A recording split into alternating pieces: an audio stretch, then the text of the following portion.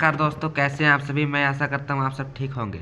आज हम लोग एनसीईआरटी का क्लास 9 का कृतिका में, हिंदी में जो कृतिका है उस किताब का पहला पार्ट का हम लोग क्वेश्चन आंसर करने जा रहे हैं, जिसका नाम है इस जल प्रलय में। ठीक है, चलिए शुरू करते हैं गाइस। तो इसमें सबसे पहला जो सवाल है उसमें पूछा गया है कि बाढ़ की खबर सुनकर लोग किस तरह की तैयारी करने लगे। तो इसका जवाब है शहर में आने की, मतलब शहर में बाढ़ आने की खबर पाते ही लोग अपने अपने घरों में आवश्यक सामग्री इकट्ठा करने लगे। लोगों ने ईंधन, आलू, मोमबत्ती और दिया सलाई, सिगरेट, पीने का पानी और विभिन्न दवाइयाँ जमा कर ली थी। जिन इलाकों में पानी आने की चर्चा थी वहाँ के लोग प्रतीक्षा करने लगे। जिन क्षेत्रों में अभी तक पानी नहीं घुसा था वहाँ लोग अन्य प्रभावित क्षेत्रों में जाकर वहाँ की स्थिति देखने लगे। ठीक है, तो हमारा अगला सवाल है, बाढ़ को सही जानकारी लेने और बाढ़ का रूप देखने के लिए लेखक क्यों उत्सुक था।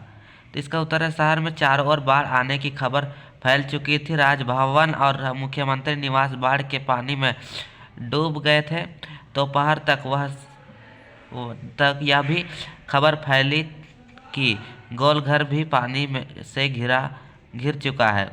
लेखक कॉफ़ी हाउस को भी अपने आँखों से डूबता हुआ देखना चाहता था। यह जानने को उत्सुक था कि आखिर पानी कैसे घुस आया है।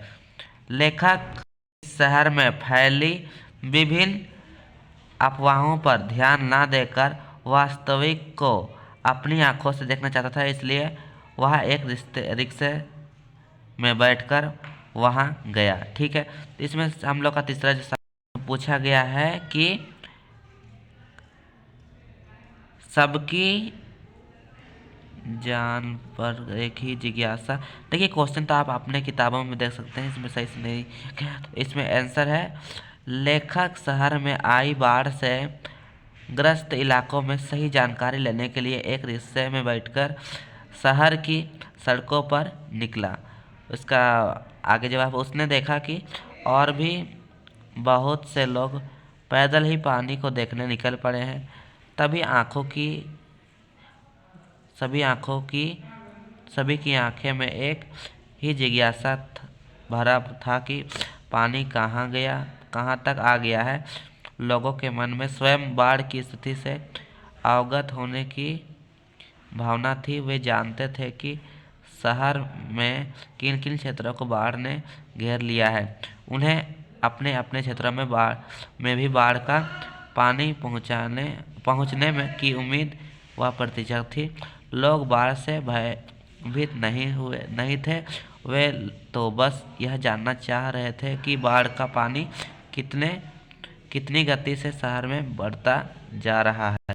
इसमें तीसरा हो गया। अब चौथा देखते हैं। चौथा में बोला गया है कि मृत्यु का तरल दूत किसे कहा गया है और क्यों। इसका सही जवाब हो जाएगा, लेखक ने तेज गति से शहर में आती बाढ़ को, महामारी लहरों को मृत्यु का तरल दूत कहा है।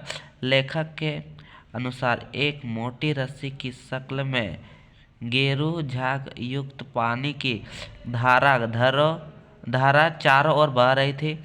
ये लहरें तरल थी और लगता था मौत का बुलावा देने आ रही है। लेखक को तीव्र गति से बहती जल धाराएं जानलेवा लगी। यही सब सोचकर लेखक ने बाढ़ की लहरों को मृत्यु का तरल दूत कहा है। अब चौथा क्वेश्चन है कि चौथा तो हो गया। अब पांचवा क्वेश्चन है कि आपदाओं से निपटने के लिए अपनी तरफ से कुछ सुझाव दीजिए। तो इसका जवाब होगा, यूं तो प्राकृतिक आपदाओं से विभिन्न रूप हैं। कभी ये प्राकृतिक आपदाओं भयंकर भूचाल, आंधी, तूफान, चक्रवात, अकाल, उल्कापिंड आदि के रूप में पृथ्वी पर आती रहती है। उनमें से बाढ़ भी एक ऐसी ही प्राकृतिक आपदा है जिससे निपटना एक दुष्कर कार्य है। अत्यधिक वर्षा आदि होने से नदियों नालों का पानी कगार तोड़कर फैल जाता है। ऐसा प्रायः ही रहता है। अतः इससे निपटने के लिए दीर्घकालिक व तत्कालिक उपाय बरतना आवश्यक है। मेरे विचार से नगर सुधार मंडल को शहर में पानी बाढ़ जाने की स्थिति में उसकी निकासी की भी तैयारी रखनी चाहिए। बाढ़ अपने पर नाव व अन्य बचाव उपकरणों का बंदोबस्त होने आवश्यक है। खाद्य एवं चिकित्सा सामग्री का भी उचित मात्रा में भंडारण किया जाना चाहिए, तभी हम इस आपदा से में सुरक्षित रह पाएंगे। तो गाइस, इसमें पूरा मिला के 13 क्वेश्चन है, जिनको हम ये लास्ट छठा क्वेश्चन अभी सॉल्व करेंगे। फिर अगले वीडियो में हम लोग आगे सॉल्व करेंगे, ठीक है। अगर कोई दिक्कत तकलीफ है तो ज़रूर कमेंट कर दीजिएगा।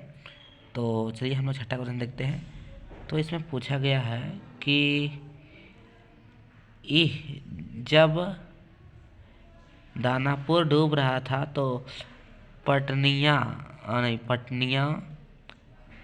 बाबू लोग उलटकर देखने भी नहीं गए।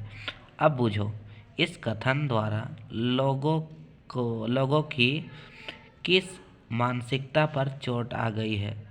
तो इसका जवाब होगा